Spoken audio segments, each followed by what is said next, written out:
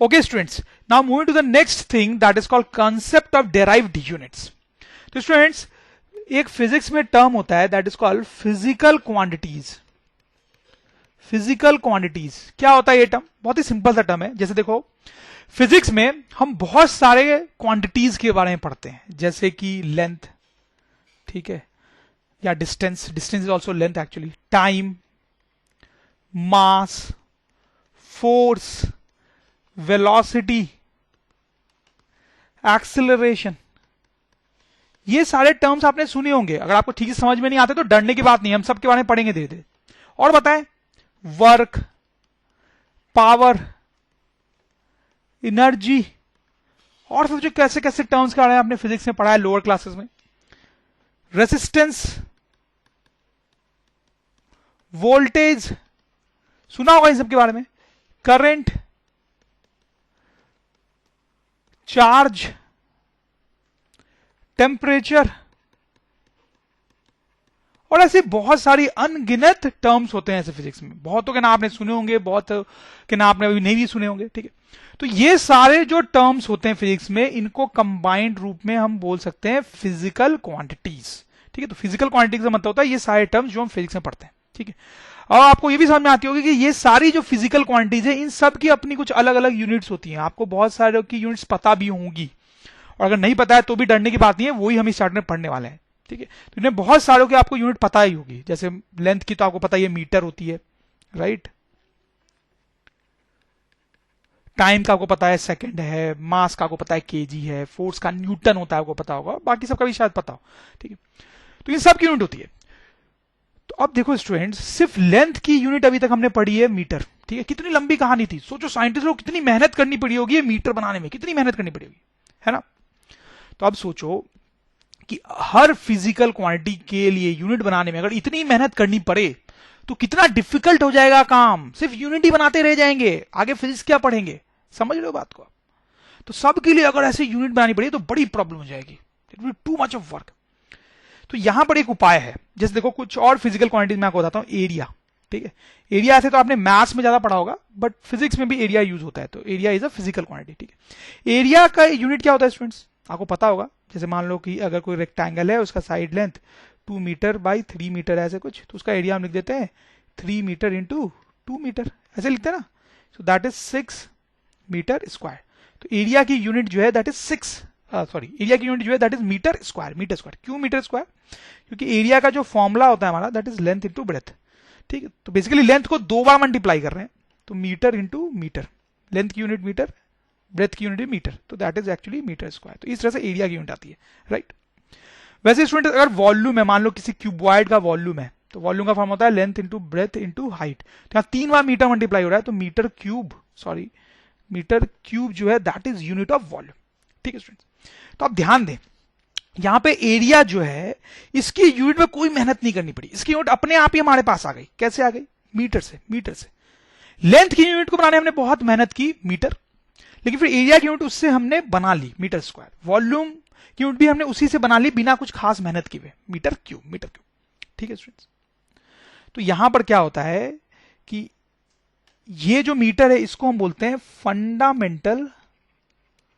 Fundamental या base unit. इसको बोलेंगे हम, मीटर को बोलेंगे फंडामेंटल या बेस यूनिट. और ये जो मीटर स्क्वायर है या मीटर क्यूब है, इनको हम बोलेंगे डेराइव्ड यूनिट, डेराइव्ड यूनिट्स. ठीक है, तो स्टूडेंट्स क्या होता है, फंडामेंटल यूनिट्स वैसी यूनिट्स होती हैं जिनको मेहनत से हम बनाते हैं, वो ओरिजिनल है, बिल्कुल ओरिजिनल है. ठीक है, लेकिन डेराइव्ड यूनिट्स वैसी यूनिट्स होती हैं जो कि किसी दूसरे फंडामेंटल यूनिट से बनाई गई हो. जैसे मीटर क्यूब है, मीटर से बनाया गया, तो किसी दूसरे यूनिट से बनाया गया, तो this is derived unit. This is also a derived unit. ठीक है स्टूडेंट्स, तो आप देखो काम थोड़ा आसान हो गया यहां पे. ठीक है, ये टेक्निक यूज करने से क्या है कि अब एरिया के लिए अलग मेहनत नहीं करनी पड़ी, वॉल्यूम के लिए भी, यूनिट के लिए अलग मेहनत नहीं करनी पड़ी. हमने एक बार लेंथ के लिए मेहनत कर ली, तो इन दोनों का काम भी चल गया. इधर, तो इट्स अ गुड कॉन्सेप्ट. तो स्टूडेंट्स फंडामेंटल यूनिट क्या होती है और डेराइव्ड यूनिट क्या होती है आप समझ गए होंगे, फिर भी हम लिख लेंगे यहां पे. Derived units are the units which are derived from other units, right? Fundamental units are the units which are not derived from other units, जैसा कि हमने देखा स्टूडेंट्स। ठीक है, हाँ, तो यहां पे एक चीज और देखेंगे, जैसे लेंथ की जो यूनिट है वो फंडामेंटल यूनिट है, एक ओरिजिनल यूनिट है, तो लेंथ को बोला जाएगा फंडामेंटल फिजिकल क्वांटिटी। लेंथ को बोला जाएगा, स्पेस नहीं है मेरे पास यहां लिखने को, तो मैं शॉर्ट में लिख रहा हूं, लेंथ को लिखा जाएगा फंडामेंटल फिजिकल क्वांटिटी। ठीक है, तो फंडामेंटल फिजिकल क्वांटिटी वैसी क्वांटिटीज हो गई जिनकी यूनिट्स फंडामेंटल है, ओरिजिनल है। ठीक है, सिंपल बात है। वैसे एरिया को कैसा क्वांटिटी बोलेंगे? Derived physical quantity. वैसे वॉल्यूम को क्या बोलेंगे students? Derived physical quantities, right. तो अब फंडामेंटल फिजिकल क्वांटिटीज के बारे में और डिटेल में देखेंगे। तो एक फंडामेंटल फिजिकल क्वांटिटी तो आपको समझ में आ गई है, दैट इज लेंथ। ठीक है, और उसकी यूनिट क्या है? मीटर। ठीक है, लेकिन स्टूडेंट्स लेंथ अकेली फंडामेंटल फिजिकल क्वांटिटी नहीं है, उसके अलावा और भी फंडामेंटल फिजिकल क्वांटिटीज होती है।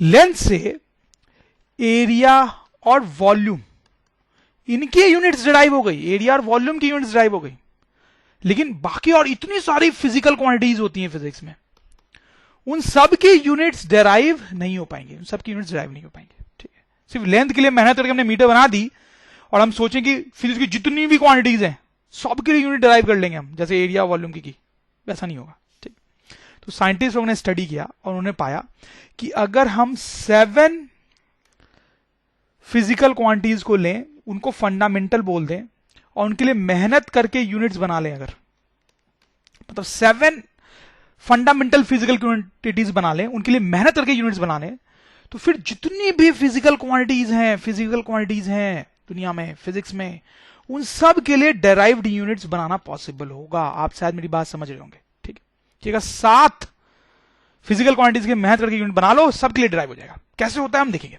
ठीक है, तो कौन सी 7 फंडामेंटल फिजिकल क्वांटिटीज साइंटिस्ट लोगों ने बताई, वो हम यहां पे देखने वाले हैं। पहला तो लेंथ था, दूसरा था मास, जिसकी यूनिट मेहनत करके बनाई गई, केजी, हम देखेंगे थोड़ा सा कैसे।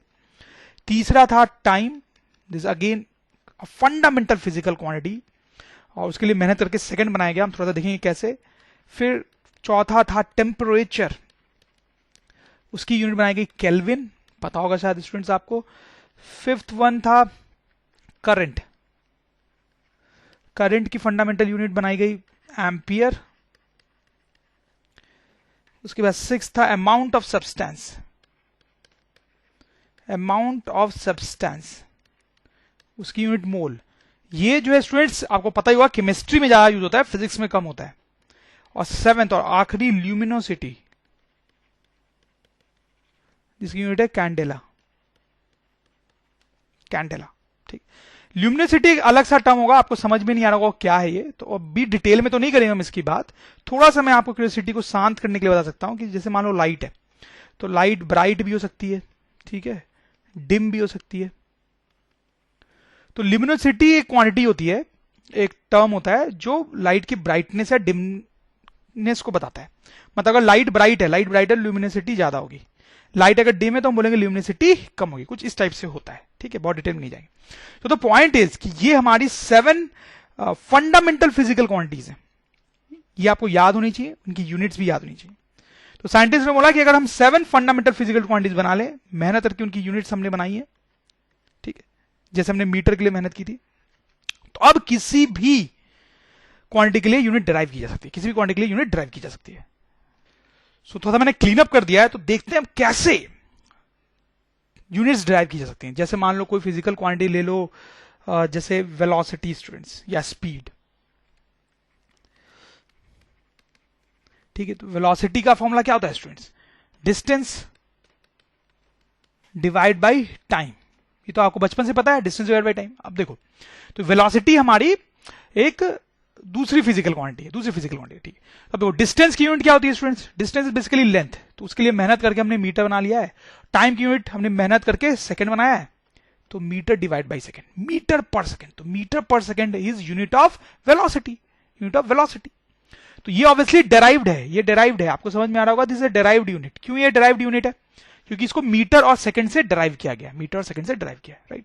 जैसे स्टूडेंट्स एक्सेलरेशन, लोअर क्लास में आपने पढ़ा होगा कि एक्सेलरेशन का फॉर्मूला होता है change in velocity divide by time, ठीक है, change in velocity divide by time. नहीं बताया तो मैं आपको बता रहा हूं ऐसा होता है, ठीक है, हम आगे पढ़ेंगे और डिटेल में। ठीक है, अब वेलोसिटी को लिख सकते हैं हम students distance divide by time, कुछ इस तरीके से आ जाएगा। So this will B distance divide by time का स्क्वायर।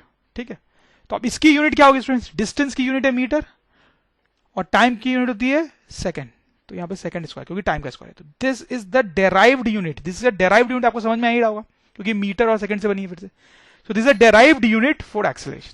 ठीक है, और यहां पे वेलोसिटी और एक्सेलरेशन कैसी फिजिकल क्वांटिटीज बोलेंगे, इनको बोलेंगे स्टूडेंट्स डेराइव्ड फिजिकल क्वांटिटीज। इनको क्या बोलेंगे, डेराइव्ड फिजिकल क्वांटिटीज, क्योंकि इनके लिए जो यूनिट्स है वो डेराइव की गई है, राइट। और भी हम बहुत सारे एग्जांपल्स देख सकते हैं, जैसे फोर्स की बात करते हैं स्टूडेंट्स। फोर्स का फॉर्मूला क्या होता है, mass into acceleration, mass into acceleration. देखो इसके लिए यूनिट कैसे बनेगी, मास की यूनिट क्या है स्टूडेंट्स, केजी। और एक्सेलरेशन की यूनिट अभी अभी हमने देखी है students, that is metre by second square. ठीक है, तो this is unit for KG, this is unit for force, ये फोर्स की यूनिट हो गई हमारी। ठीक है, डेराइव्ड यूनिट। ठीक, और फोर्स कैसा फिजिकल क्वांटिटी हो जाएगा, डेराइव्ड फिजिकल क्वांटिटी। अरे स्टूडेंट्स यहां पे हो सकता है आपको थोड़ा कंफ्यूजन हो, क्योंकि आपने शायद लोअर क्लास में पढ़ा होगा कि फोर्स की जो यूनिट होती है वो होती है न्यूटन, एन से जनरली डिनोट करते हैं, उसका फुल होता है न्यूटन। ठीक है, ऐसा आपने पढ़ा होगा कि फोर्स की यूनिट न्यूटन होती है, 10 न्यूटन 20 न्यूटन ऐसे बात करते हैं हम, 10 न्यूटन 20 न्यूटन ऐसे कुछ बोलते हैं। ठीक है, तो फोर्स की यूनिट तो हमने न्यूटन पढ़ी थी। ठीक है, तो ये KG metre per second square कहां से आ गया, तो होता क्या है स्टूडेंट्स कि देखो फोर्स की जो यूनिट है KG metre per second square, इसको याद करना थोड़ा डिफिकल्ट है। ठीक है, इसमें केजी भी है, मीटर भी है, फिर सेकंड का स्क्वायर है, तो थोड़ा सा याद रखना डिफिकल्ट है। तो साइंटिस्ट लोगों ने क्या किया कि उन्होंने फोर्स की एक और यूनिट बोल दी न्यूटन। तो Newton is actually equals to this, ठीक है। अब ऐसा सोचो कि न्यूटन जो है, न्यूटन वो इस यूनिट का निकनेम है। जैसे आपके भी घर के निकनेम्स होते हैं ना छोटे, जो याद रखना आसान है। ठीक है, स्कूल में अलग नाम होता है, घर में एक छोटा नाम होता है, लेकिन आप एक ही आदमी हो, वैसे ही है। न्यूटन जो है वो एक निकनेम है इस यूनिट के लिए, एक्चुअली में फोर्स की यूनिट ये है। ठीक है, इसको न्यूटन भी बोलते हैं। सो न्यूटन इज एक्चुअली निकनेम बोल सकते हैं आप इसको, पेट नेम बोल सकते हैं, nickname for KG metre per second square. ठीक है, चलो और कुछ डेराइव्ड के एग्जांपल्स देखते हैं। तो लेट्स सी, मोमेंटम भी आपने सुना होगा स्टूडेंट्स, आपको शायद फॉर्मूला पता हो, नहीं पता तो डरने की बात नहीं है। उसका फॉर्मूला होता है मास इंटू वेलोसिटी। तो इसकी यूनिट क्या होनी चाहिए, देखो मास के लिए क्या आएगा स्टूडेंट्स, केजी, और वेलोसिटी देखो वेलोसिटी की यूनिट मीटर पर सेकंड, मैंने पहले ही देखी है, मीटर पर सेकंड। ठीक है, तो यहां से रख देंगे मीटर पर सेकंड। तो ये हमारी यूनिट हो गई मोमेंटम के लिए, ये यूनिट हो गई मोमेंटम की, केजी मीटर पर सेकंड। फिर और मैं आपको एग्जांपल बताऊं, वर्क। ठीक है, वर्क का फॉर्मूला होता है फोर्स इंटू डिस्टेंस। ठीक है, शायद आपको याद हो, लोअर क्लास में पढ़ा है, नहीं पढ़ा है तो कोई टेंशन की बात नहीं, ये फॉर्मूलेज हम आगे वाले चैप्टर्स में पढ़ेंगे, समझेंगे कैसे आए, इनके बारे में बहुत स्टडी करेंगे, आपको वहां पे बहुत अच्छे से समझ में आएगा। बट अभी आप सिर्फ मान लो मेरी कि वर्क कोई फिजिकल क्वांटिटी होता है, उसका फॉर्मूला फोर्स इंटू डिस्टेंस होता है, अगर आपको नहीं पता है। अच्छा, तो शायद लोअर क्लास से थोड़ा याद हो। तो अब वर्क यूनिट कैसे आएगी, देखो फोर्स यूनिट हम और पहले ही लिख चुके हैं, that is KG metre per second square. तो यह लिख देता हूं KG metre per second square. और डिस्टेंस की यूनिट, डिस्टेंस तो लेंथ है, उसकी यूनिट क्या होगी, मीटर, राइट स्टूडेंट्स। तो ये यूनिट क्या हो गई हमारी, KG metre square upon second square. ठीक है, so this is my unit for work, समझ में आई आपको बात। और ऑब्वियसली वर्क ऐसा फिजिकल क्वांटिटी हो गया, तो this is derived physical quantity and this is derived unit. ठीक है, अगर आपको स्टूडेंट्स लोअर क्लास का थोड़ा सा याद है तो आपको याद होगा कि वर्क यूनिट हम जूल बोलते हैं, जे से डिनोट करते हैं उसको। तो वंस अगेन ये जो जूल है ये निकनेम है, जैसे न्यूटन था, निकनेम है फॉर दिस कॉम्प्लिकेटेड यूनिट। ठीक है, तो हम जूल बोल रहे हैं बेसिकली, तो एक्चुअली हम ये यूनिट को रेफर कर रहे हैं। फिर जैसे मैं आपको बताऊं, let me scroll the page down, जैसे पावर भी आपने सुना होगा स्टूडेंट्स। तो पावर का फॉर्मूला होता है वर्क डिवाइड बाय टाइम। तो इसकी यूनिट क्या होगी स्टूडेंट्स, देखो वर्क यूनिट अभी हमने देखी, that is KG metre square by second square. ठीक है, अब नीचे टाइम है तो एक बार सेकंड और आ जाएगा, तो this unit will come KG metre square upon second cube, ठीक है। This is the unit for power, ठीक है, कि तो डेराइव्ड हो गई यूनिट पावर के लिए, ठीक है। और इसका निकनेम क्या होता है स्टूडेंट्स, आपको पता हो, वॉट, इसका निकनेम होता है वॉट।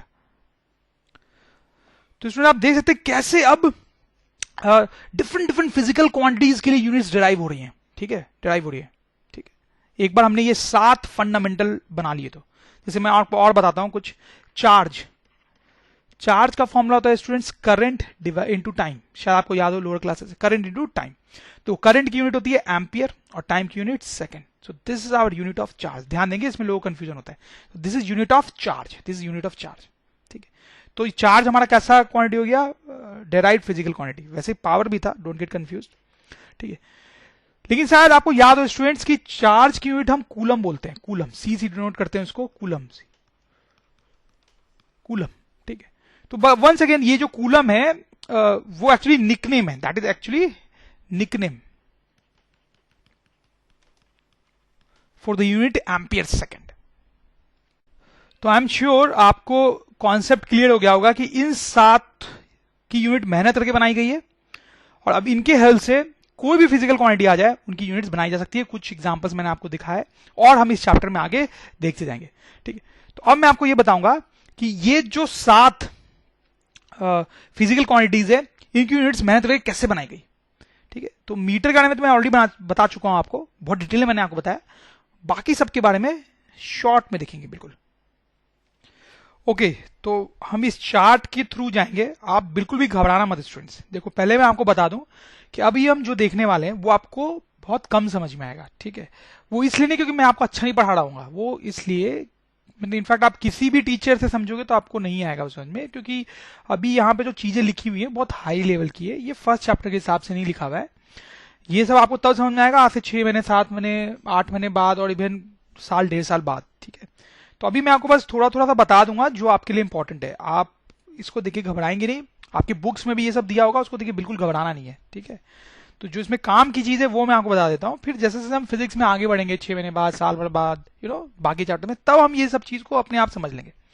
तो देखो इसमें लिखा हुआ है कि जो लेंथ है, ठीक है, ये सारी फंडामेंटल फिजिकल क्वांटिटीज है। तो सबसे पहले लेंथ, उसकी यूनिट मीटर होती है। उसको कैसे डिफाइन किया जाता है फाइनली वो हमने पढ़ा भी था लाइट के हेल्प से, वही यहाँ पे लिखा हुआ है कि metre is the length of the path travelled by light in vacuum during time interval of this much of a second. ऐसा ही मैंने आपको बताया था। इसके पीछे बहुत सारी कहानी भी है, वो कहानी मैंने आपको बताई थी। ये फाइनल कंक्लूजन उसका लिखा हुआ है। हालांकि ये लास्ट में जो कॉम्प्लिकेट नंबर है वो आपसे कभी कोई नहीं पूछेगा, आपको उसको याद नहीं रखना है। बस आपको इतना याद रखना है कि लेंथ की यूनिट मीटर है, वो लाइट के बेसिस पे डिफाइन की गई है। लाइट कितना डिस्टेंस ट्रैवल करती है उसके बेसिस पे डिफाइन की गई है, ठीक है। इतना बस याद रखेंगे तो काम हो जाएगा।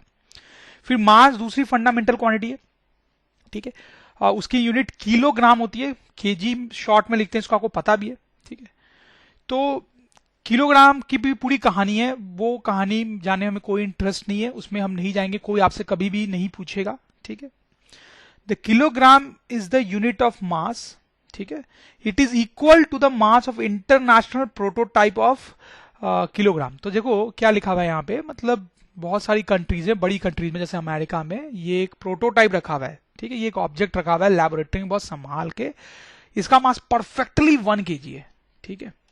अब दुनिया में जितने भी 1 kg के ब्लॉक्स बनते हैं वो इससे कंपेयर करके बनाए जाते हैं। तो ये बेसिकली 1 kg की डेफिनेशन है कि इस ऑब्जेक्ट का जो किसी लैबोरेटरी में रखा हुआ है, अमेरिका की एक बहुत बड़ी लैबोरेटरी में रखा हुआ है, इसका जो एग्जैक्ट मास है that will be called 1 kg। Time, यहां पे ध्यान देंगे, टाइम भी एक फिजिकल फंडामेंटल फिजिकल क्वांटिटी है, उसकी यूनिट सेकंड होती है। इसको कैसे डिफाइन किया गया है, अगर आप इसको पढ़ेंगे तो आपको कोई खास समझ में नहीं आएगा, तो बस मैं आपको ये बता देता हूं कि आपको कितना याद रखना है। इसमें सीजियम 133 एटम होता है। सीजियम एक एलिमेंट है, एलिमेंट सीजियम, ठीक है। देखो ये सीजियम है बेसिकली, ठीक। तो सीजियम का जो एटम होता है उसके हेल्प से ये टाइम की यूनिट सेकंड डिफाइन की जाती है। जैसे लाइट के हेल्प से, जिस तरह से लाइट के हेल्प से मीटर बनाया गया है, वैसे ये सीजियम एटम के हेल्प से सेकंड बनाया जाता है, सीजियम। तो बस आप इतना याद रखेंगे कि सेकंड जो है वो सीजियम एटम से समहाउ बनाया गया है, ठीक है। कैसे बनाया गया ये सब अभी आप समझने की कोशिश करेंगे तो आपको कोई खास समझ में नहीं आएगा, क्योंकि इसमें जो फिजिक्स यूज होने वाली है वो भी आप साल 1.5 साल बाद पढ़ने वाले हो। Unit of electric current, current की मैंने आपको बताया एम्पियर होता है, ठीक है। इसको भी हम खास पढ़ेंगे तो कुछ खास समझ में नहीं आएगा, you can just go through it once, आप इसको पढ़ सकते हो बट इसमें ज़्यादा दिमाग नहीं लगाएंगे। वैसे ही टेम्परेचर की मैंने आपको बताया केल्विन, अमाउंट ऑफ सब्सटेंस का मोल, ठीक है, इसके बारे में केमिस्ट्री में आपको बहुत डिटेल में पढ़ाया जाएगा, वहां पे आपको समझ में भी आ जाएगा। And finally this is luminous intensity, जिसका है कैंडेला। ठीक है, तो आपको जो मैंने बात बताई आप ध्यान रखेंगे कि ये सबको अभी याद रखना है या पूरी तरह से समझ पाना आपसे एक्सपेक्टेड नहीं है, बिकॉज इस समय बहुत डीप फिजिक्स यूज हो रही है जो अभी आपको नहीं आती है। धीरे धीरे हम सब समझ लेंगे, अभी जितना मैंने आपको बताया उतना याद रखें। Now choice of fundamental physical quantities. देखो स्टूडेंट्स, मैं आपको बताया कि साइंटिस्ट लोग ने ये स्टडी किया कि 7 फंडामेंटल फिजिकल क्वांटिटीज की जरूरत थी, बाकी सारे यूनिट्स की उससे डेराइव हो जाती, बाकी सारे क्वांटिटीज की यूनिट्स डेराइव हो जाती। तो अब 7 फंडामेंटल फिजिकल क्वांटिटीज कौन सी होंगी ये कैसे डिसाइड किया गया? मतलब ये कैसे डिसाइड किया गया कि length, mass, time, temperature, current, amount of substance और ल्यूमिनिसिटी, यही वो 7 लकी लोग होंगे जिनको फंडामेंटल फिजिकल क्वांटिटीज बोला जाएगा, बाकी सब डिराइव्ड होंगे। तो कैसे साइंटिस्टों ने डिसीजन लिया कि यही 7 हैं वो, यही 7 हैं वो? So that is what we are actually going to see. तो स्टूडेंट्स मैं आपको बता दूं वेरी इंटरेस्टिंगली, तो पहला इंपॉर्टेंट पॉइंट तो ये है कि choice of fundamental physical quantity, choice of fundamental physical quantities is not unique, is not unique. कहने का मतलब स्टूडेंट्स कि इन 7 को ही फंडामेंटल फिजिकल क्वांटिटीज बोला जाए और बाकी डेराइव्ड, ये कोई जरूरी नहीं है। जरूरी सिर्फ ये था कि 7 होनी चाहिए, 7। इन 7 के अलावा दूसरे फिजिकल क्वांटिटीज भी हो सकते थे जो फंडामेंटल कहलाते, किन्हीं 7 को पिक करना था। तो कोई जरूरी नहीं था कि यही 7 पिक किए जाते, दूसरे भी हो सकते थे। इसलिए बोला जा रहा है choice of fundamental physical quantity is not unique. अगर कोई दूसरे साइंटिस्ट होते, ठीक है, जो डिसाइड कर रहे होते कि किनको फंडामेंटल क्वांटिटीज बनाना है, तो वो कोई दूसरी 7 क्वांटिटीज को भी सिलेक्ट कर सकते थे, कोई जरूरी नहीं था कि यही सिलेक्ट होती। तो that's why choice of fundamental physical quantities not unique. जैसे स्टूडेंट्स मैं आपको एग्जांपल देके समझाऊंगा तो आपको समझ में आएगा। जैसे आप देखो लेंथ, जिसकी यूनिट है मीटर, और टाइम, जिसका यूनिट है सेकेंड, ये हमारे फंडामेंटल फिजिकल क्वांटिटीज हैं इस लिस्ट के अकॉर्डिंग, इस लिस्ट के अकॉर्डिंग, ठीक है। लेकिन स्टूडेंट्स स्पीड जो है या वेलोसिटी जो है, speed that is distance divide by time, इसलिए उसकी यूनिट क्या होती है? मीटर पर सेकेंड। तो ये हमारा कैसा फिजिकल क्वांटिटी है? This is derived physical quantity, right. So ये दोनों फंडामेंटल है और स्पीड क्या हो गई? डेराइव, क्योंकि उसकी यूनिट डेराइव हो जा रही है, ठीक है स्टूडेंट्स। अब ऐसा भी पॉसिबल है, ध्यान देंगे आप, कि कोई दूसरा साइंटिस्ट आए और कुछ साइंटिस्ट आए और वो डिसाइड करें कि नहीं यार, हम लेंथ और स्पीड को आज से फंडामेंटल बोलेंगे, लेंथ और स्पीड को फंडामेंटल बोलेंगे। तो लेंथ की यूनिट मीटर और स्पीड की वो सपोज करो कोई नई यूनिट मेहनत करके बना दे, स्पीड कोई नई यूनिट मेहनत करके बनाए, सपोज करो ग्लिच, ऐसे कुछ नाम मैं ले रहा हूं, नाम से कोई फर्क नहीं पड़ता। तो सपोज करो मेहनत करके वो स्पीड को नई यूनिट बनाता है और उसके नाम में सपोज करो ग्लिच, ठीक है, ग्लिच। और वो बोले कि ठीक है, अब जो है इस फॉर्मूले से, इसी फॉर्मूले से मैं लिख सकता हूं कि टाइम क्या होगा, क्या होगा इसी फॉर्मूले से? Distance upon speed, distance upon speed. अब डिस्टेंस की यूनिट मीटर है और स्पीड की यूनिट ग्लिच है, ठीक है। तो अब वो बोलेगा कि टाइम की ये डेराइव्ड यूनिट है, metre by glitch, metre by glitch, ठीक है। तो ये हो जाएगी, टाइम हो जाएगा यहां पे derived physical quantity, derived physical quantity. तो स्टूडेंट्स ऐसा भी किया जा सकता था, जब साइंटिस्टों ने ये डिसाइड किया कि ये 7 को हम फंडामेंटल बोलेंगे, तो वो चाहते तो ऐसा भी कुछ कर सकते थे कि बोलते लेंथ को हम फंडामेंटल बोलेंगे, स्पीड को हम फंडामेंटल बोलेंगे, उनकी मेहनत करके यूनिट बनाएंगे, और फिर टाइम को बोलेंगे डेराइव्ड फिजिकल क्वांटिटी और उसकी यूनिट हो जाएगी मीटर पर ग्लिच। अब ऐसा भी हो सकता था कि साइंटिस्ट बोलते कि हम ना टाइम को फंडामेंटल बोलेंगे और स्पीड को फंडामेंटल बोलेंगे, टाइम की यूनिट सेकेंड और बोलेंगे हम स्पीड की यूनिट ग्लिच, ठीक है। तो उस टाइम पे इस फॉर्मूले से स्टूडेंट्स, इस फॉर्मूले से हमारा जो डिस्टेंस है या लेंथ है वो आ जाता है स्पीड इंटू टाइम। तो लेंथ की unit basically, distance is length, क्या हो जाती, स्पीड के लिए ग्लिच और टाइम के लिए सेकंड, तो glitch into second, glitch into second, ये हमारी यूनिट हो जाती लेंथ की, और यहां पे लेंथ हो जाता है derived physical quantity, derived physical quantity. तो ऐसा भी करना पॉसिबल था। तो स्टूडेंट्स ये मैंने आपको बताया कि कैसे लेंथ और टाइम कोई जरूरी नहीं है कि फंडामेंटल होते, हो सकता था कि स्पीड को भी फंडामेंटल बनाया जा सकता था। ठीक है, वैसे बाकी सबकी भी कहानी है, बाकी सबकी भी कहानी है, उतने डिटेल में हम नहीं जाएंगे, पर आपको ये समझने की जरूरत है कि ये 7 ही फंडामेंटल बनाए जाते हैं, जरूरी नहीं था, दूसरे सेट ऑफ 7 भी ले सकते थे। ठीक है, लेकिन उस टाइम जो साइंटिस्ट लोग थे उन्होंने डिसाइड किया कि हम यही सेट ऑफ 7 लेंगे। अब कोई 7 तो लेनी थे ना फाइनली, तो उन्होंने डिसाइड किया कि ठीक है ये सेट ऑफ 7 लेते हैं। ठीक है, अब एक और पॉइंट मैं आपको यहां पे एक्सप्लेन करता हूं, let me right it here, यहां थोड़ा स्पेस है। तो जैसे मैंने आपको यहां पर कहानी बताई, ठीक है, ठीक है, कि लेंथ और टाइम अभी फंडामेंटल है, हम चाहते तो लेंथ या स्पीड को फंडामेंटल ले सकते थे, हम चाहते तो टाइम या स्पीड को फंडामेंटल ले सकते थे। उस टाइम पे ये या ये डेराइव हो जाता। क्या हम ऐसा कर सकते थे कि लेंथ, क्या हम ऐसा कर सकते थे कि लेंथ जो है हमारा वो टाइम भी और स्पीड ये तीनों ही फंडामेंटल हो जाते हैं? क्या हम ऐसा कर सकते थे कि इन तीनों को फंडामेंटल बोल देते, तीनों को हम फंडामेंटल फिजिकल क्वांटिटी बोल देते? ऐसा हो सकता था क्या? ठीक है, अभी देखो स्पीड नहीं है, इसमें स्पीड नहीं है, क्या हम तीनों को फंडामेंटल बोल सकते थे साथ में? देखो यहां पे मैंने आपको बताया कि लेंथ या टाइम को फंडामेंटल बोलते तो स्पीड ड्राइव हो जाती, लेंथ या स्पीड को फंडामेंटल बोलते तो टाइम ड्राइव हो जाता, टाइम और स्पीड को फंडामेंटल बोलते तो ये लेंथ या डिस्टेंस ड्राइव हो जाती। लेकिन क्या तीनों को फंडामेंटल साथ में बोला सकता है? नहीं स्टूडेंट्स, तीनों को एक साथ में फंडामेंटल बोलना सही नहीं होगा। आप सोच सकते हैं क्यों? ये बड़ा स्टूपिड चॉइस हो जाएगा, ये बड़ा स्टूपिड चॉइस हो जाएगा, stupid choice, sorry for using such words, but ये थोड़ा स्टूपिड चॉइस हो जाएगा। क्यों स्टूडेंट्स? क्योंकि क्लियरली एक फॉर्मूला है जो इन तीनों को रिलेट कर रहा है, right?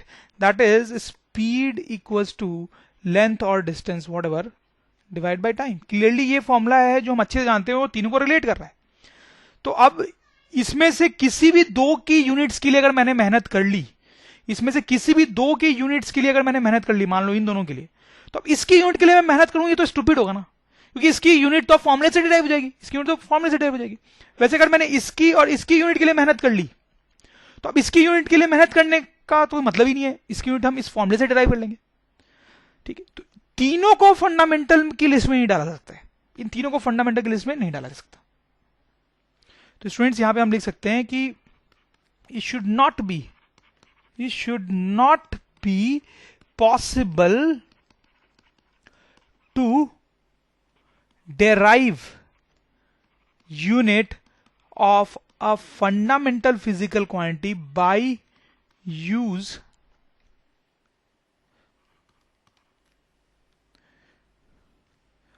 of only other fundamental physical quantities. Please ध्यान दें, it should not be possible to derive unit of fundamental physical quantity by use of only other fundamental physical quantities.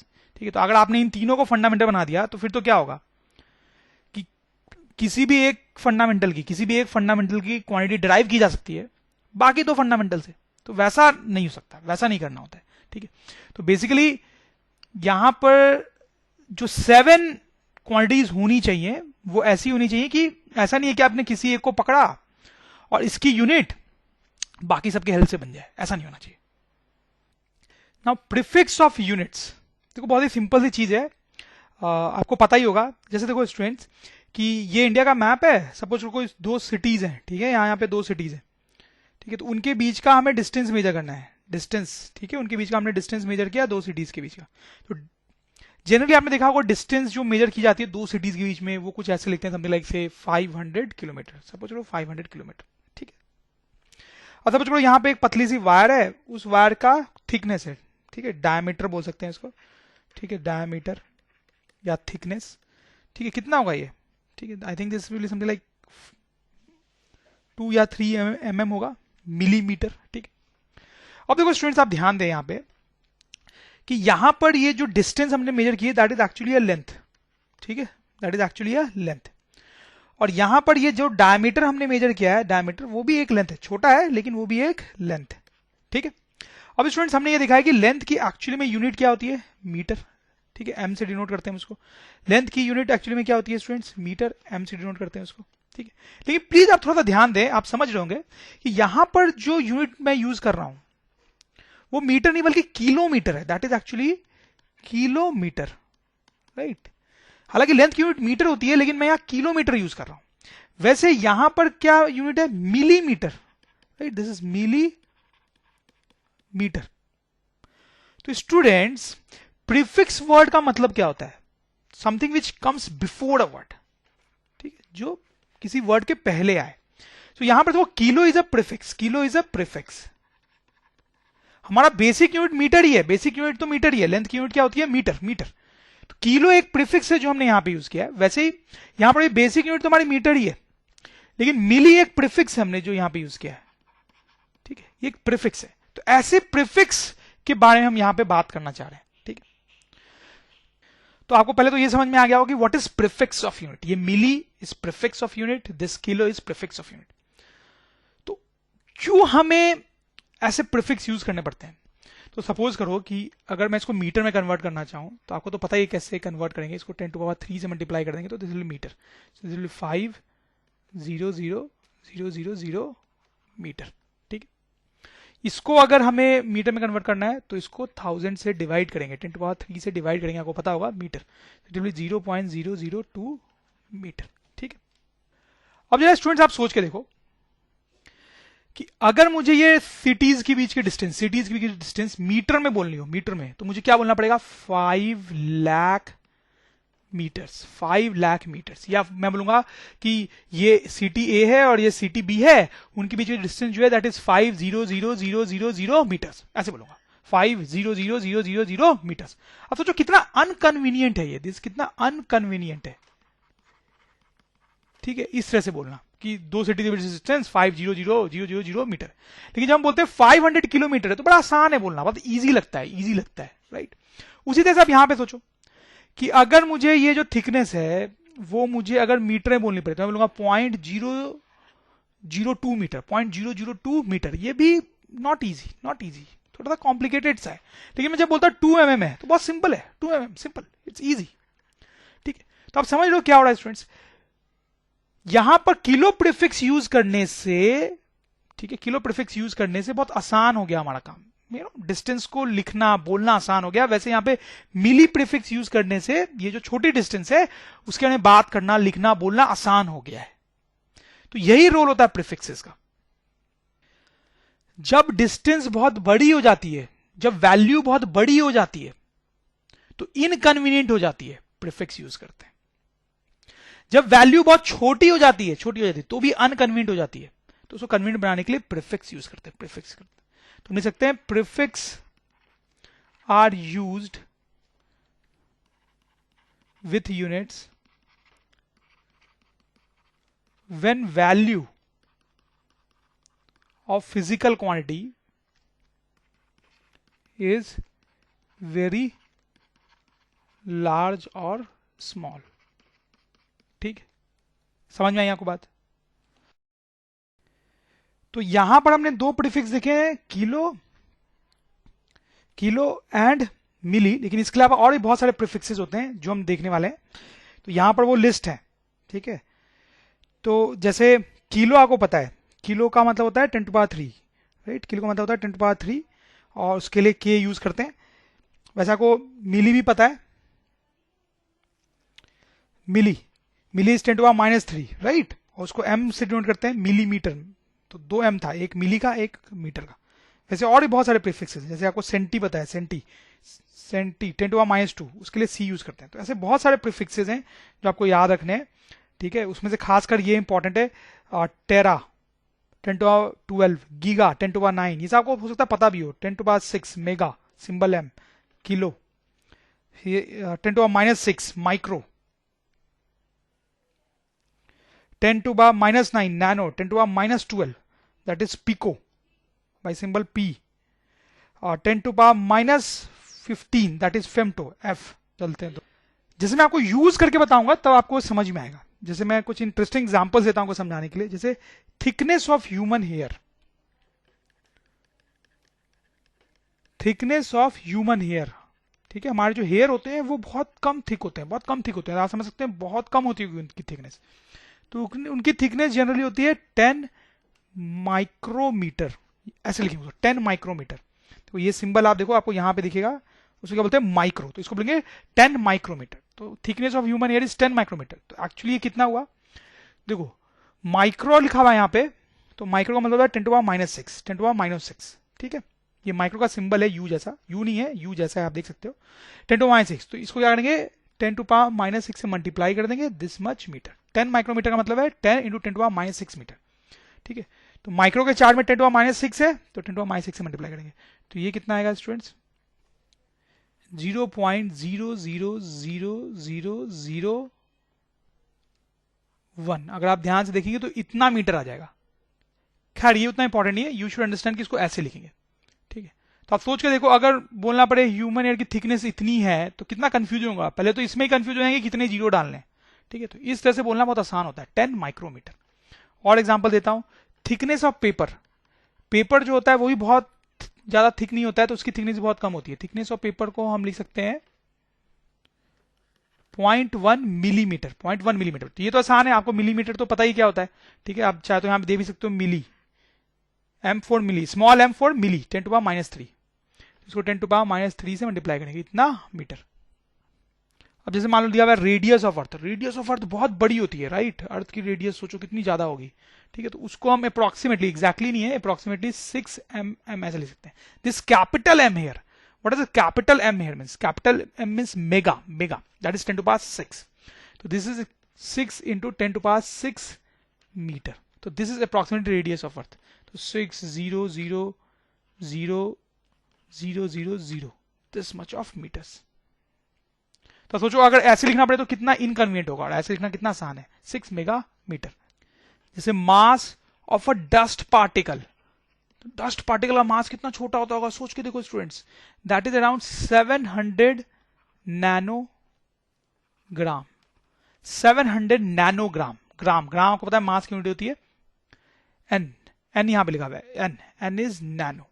700 nanogram का मतलब क्या हुआ, 700 और नैनो होता है 10⁻⁻⁹, 10⁻⁹ तो इंटू 10⁻⁹ ग्राम, ठीक है। Distance between Earth and Pluto, Earth और प्लूटो कितने दूर दूर होते हैं सोचो, उनके बीच का डिस्टेंस, ठीक है। मीटर में लिखेंगे तो बहुत इनकन्वीनियंट होगा, that is something like 6 TM, 6 टेरामीटर, ठीक है। 6 TM, TM मैं यहां पे दिखाता हूं आपको, T capital T mean for tera, that is 10⁻12। तो इसको 10⁻12 से मल्टीप्लाई करना पड़ेगा, 10⁻12 से, this will be 6 into 10⁻12 metre. तो आपको समझ में आएगा कैसे ये प्रीफिक्सेस यूज हो रहे हैं।